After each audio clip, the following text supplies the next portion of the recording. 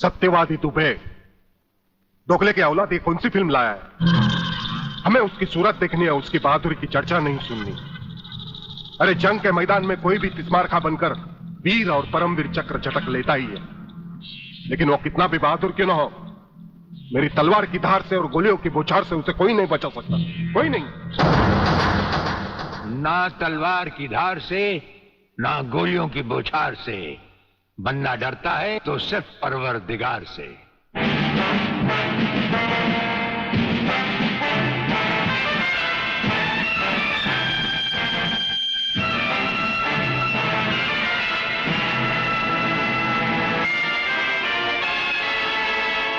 Brigadier Suryadev Singh? अच्छा, तो यही है तुम्हारा ब्रिगेडियर सूर्यदेव सिंह। ढूंढ डालो इसे। खबरदार, कोई हिलेगा नहीं। हमारे कमांडोज ने तुम्हारे सब साथियों को घेर रखा है। स्वामी जी, जरा अपने पीछे भी नजर डालो। ये कमांडो बड़ा खतरनाक है। तुम्हारा बाप है, पत्ता हिलने से पहले ही पेड़ काट डालता है। तुम्हारी भलाई अब इसी में है कि बिना हिले जुले खामोश खड़े रहो।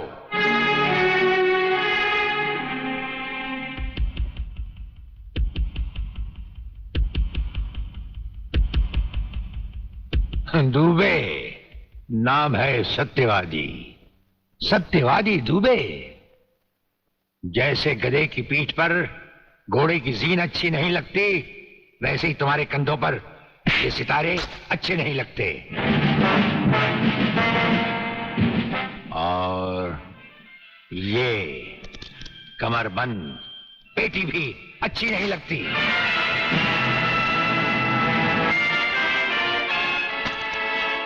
अब वो कसम याद करो जो तुमने खाई थी ये वर्दी पहनने से पहले। हम कसम खाते हैं कि हम पूरी ईमानदारी और वफादारी से देश और कानून की रक्षा करेंगे।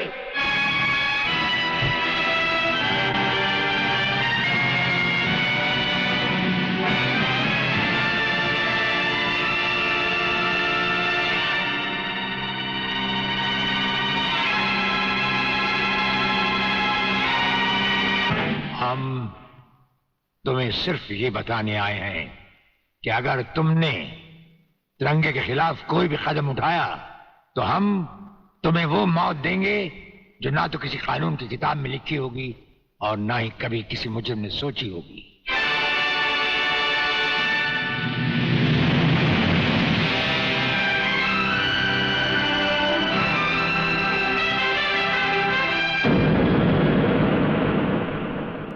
Hello, inspector Wagle speaking.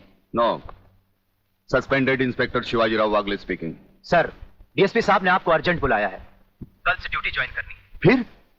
Inspector वागले, तुम्हें शायद मालूम नहीं कि तमाम पुलिस ऑफिसर्स की फाइल्स देखने के बाद ब्रिगेडियर सूर्यदेव सिंह ने सिर्फ तुम्हें चुना है। सर, अब तुम दोनों को मिलकर काम करना है, लेकिन तुम पूरब हो तो वो पश्चिम है। इसलिए सीनियर ऑफिसर होने के बावजूद मेरी तुमसे रिक्वेस्ट है कि ब्रिगेडियर सूर्यदेव सिंह के साथ मिलकर जो भी खेल खेलना, शांति और ठंडे दिमाग से खेलना। सर।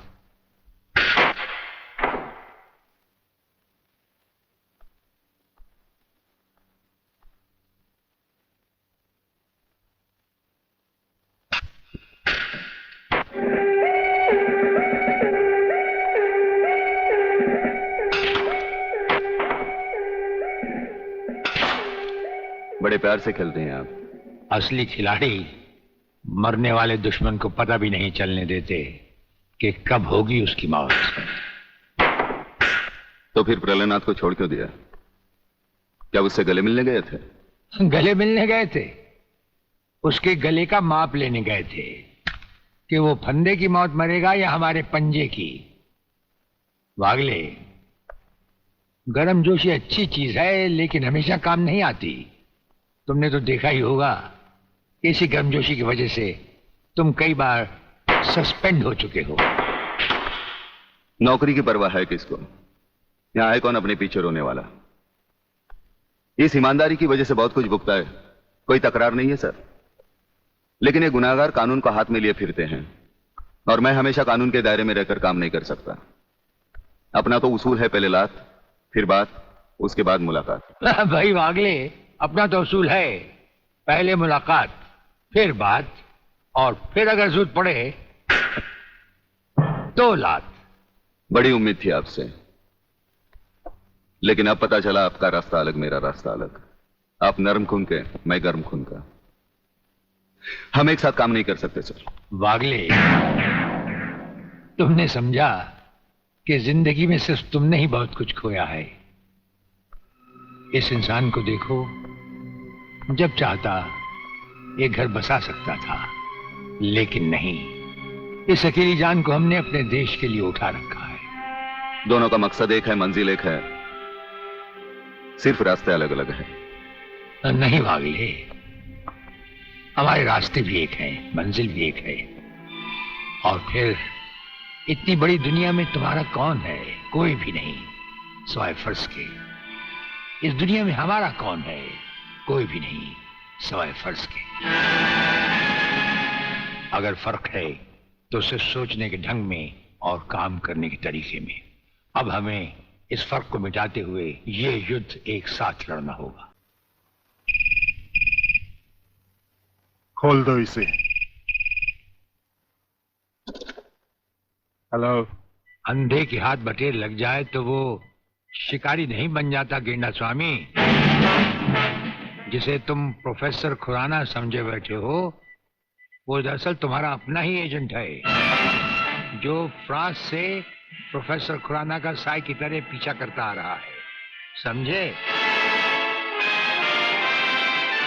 प्रोफेसर तो वहां पहुंच चुके जहां उन्हें जाना था। मुझे माफ कर देना प्रलयनाथ जी, मैं प्रोफेसर खुराना नहीं, आप ही का एजेंट हूं। मगर हवाई जहाज में ही ब्रिगेडियर के कमांडो ने मुझे मजबूर कर दिया। प्रोफेसर ने गन पॉइंट पर मुझे जीवन लाल तक पहुंचाया। मैंने वहां भी कहना चाहा, लेकिन इन्होंने बम वाला हार मेरे गले में डाल दिया। मैं कुछ कहता तो वहीं जान से मारा जाता।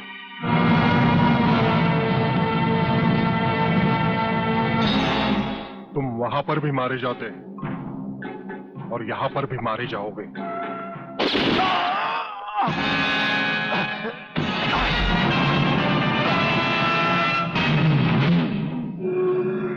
मैंने विदेशी एजेंट को तो सजा दे दी है ब्रिगेडियर, मगर प्रलयनाथ से ये दुश्मनी तुम्हें बहुत भारी पड़ेगी। जो भारी ना हो वो दुश्मनी ही क्या प्रलयनाथ। तो एक बात मेरी भी अपने कान में अच्छी तरह उतार लो ब्रिगेडियर। प्रोफेसर खुराना को अब चाहे दुनिया के किसी भी कोने में छुपा लो, मैं उसे हासिल करके ही रहूंगा। शेख चिल्ली की तरह दिन को सपने देखने छोड़ दो गेंडा स्वामी। हम आंखों से सुरमा नहीं चुराते, हम आंखें ही चुरा लेते हैं, ताकि सुरमा लगाने की नौबत ही ना आए। और फिर तुम्हारा अंजाम वही होगा। ये आप क्या कह रहे हैं? बेईमानी न मेरे खून में है न डॉक्टरी पेशे में। डॉक्टरी पेशे की तो बात हम अभी करेंगे नहीं। डॉक्टर गुप्ता, इस वक्त बात है तुम्हारे सच और झूठ की। माथे पे आया हुआ पसीना पोछो और हमें राजा टंडेल की झूठी नहीं सच्ची रिपोर्ट की असलियत बताओ। झूठी रिपोर्ट? हाँ, जो रिश्वत लेकर तुमने बनाई और एक मामूली सी प्रेगनेंसी को एक खौफनाक रेप का केस बनाकर संजय और उसके दोनों साथियों को हवालात में पहुंचा दिया। ये सब झूठ है, आपको किसी ने गलत बताया है। चिल्लाने से झूठ नहीं छुपता डॉक्टर गुप्ता। हमें पहचानो, हमें ब्रिगेडियर सूर्यदेव सिंह कहा जाता है। हम मुर्दों से सच उगलवा लेते हैं, तुम तो फिलहाल जिंदा हो। सच सच कह डालो। आप समझते क्यों नहीं ब्रिगेडियर साहब? मैंने कोई गलत रिपोर्ट नहीं बनाई और न ही कोई रिश्वत ली है। फिर ये क्या है डैडी? ये देखिए।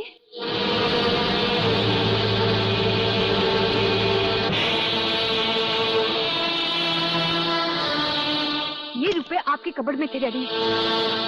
मैं समझी थी कि किसी को जीवन दान देने के लिए आप इसमें दवाइयां लाए हैं, पर ब्रिगेडियर साहब की बात सुनकर जब मैंने इसको खोलकर देखा तो पता लगा कि मेरे पिता मेरे लिए शादी का जोड़ा नहीं, कफन खरीदने के लिए रिश्वत का पैसा लाए हैं। संध्या। हाँ डैडी, जिस संजय चौहान को आपने सलाखों के पीछे पहुंचाया, मैं उसी से प्यार करती हूँ।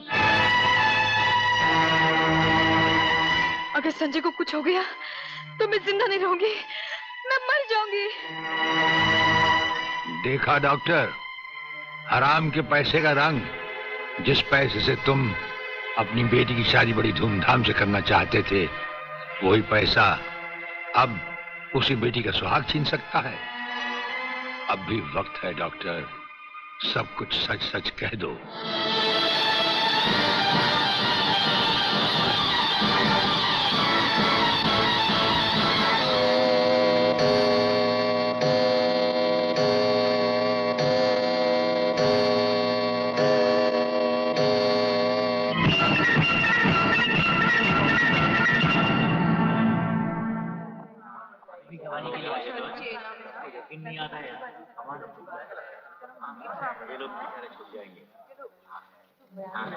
Order order.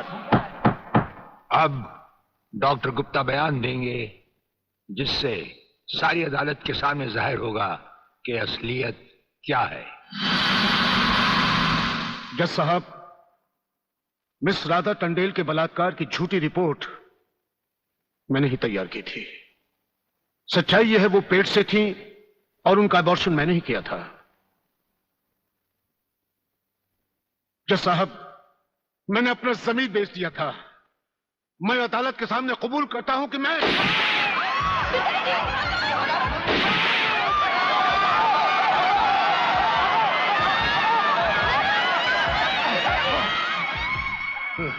बेटे, जज साहब, रिश्वत लेकर वो पिताजी, झूठी रिपोर्ट वो मैंने ही तैयार की थी। वो लड़के निर्दोष। पिताजी, नहीं, ये नहीं हो सकता। पिताजी, पिताजी, पिताजी, नहीं।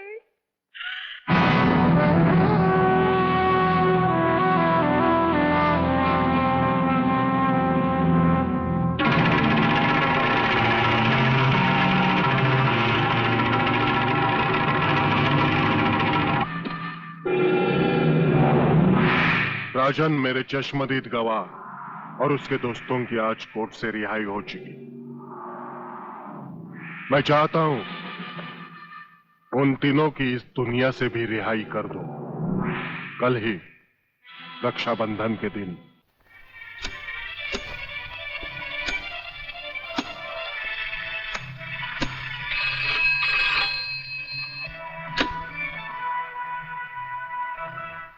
नमस्कार सर, मैं खबरीलाल बोल रहा हूँ। ओ खबरीलाल, आज के मुख्य समाचार ये हैं कि प्रलयनाथ गुंडा स्वामी ने खतरनाक किलर बब्बन खूनी को आपको खत्म करने के लिए एक बहुत बड़ी सुपारी दी है। हमारे नाम की सुपारी खाने वाले को जिंदगी भर दांत चबाने पड़ेंगे। ये हमारे नाम की सुपारी खाने वाले चमगादड़ के खाने पीने का ढाबा कहाँ है खबरीलाल? शहर से 40 मील दूर काली पहाड़ी के पीछे उसका एक अपना बहुत बड़ा मैंगो फार्म है। आज के समाचार समाप्त हुए।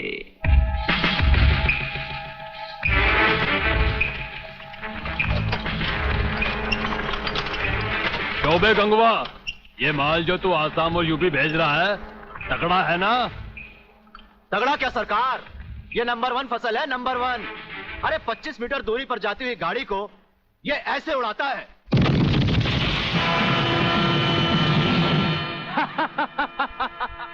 देखा सरकार, ये अपनी बम फैक्ट्री में बना हुआ मैंगो का कमाल।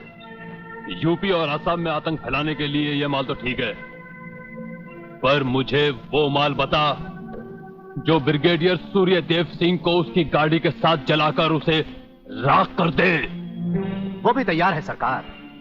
ये देखिए छोटा सा हापुस जो 50 मीटर की दूरी पर जमीन पर गिरते ही ऐसा फटता है कि मरने वाले की हड्डियों का सुरमा बन जाता है। ये देखिए।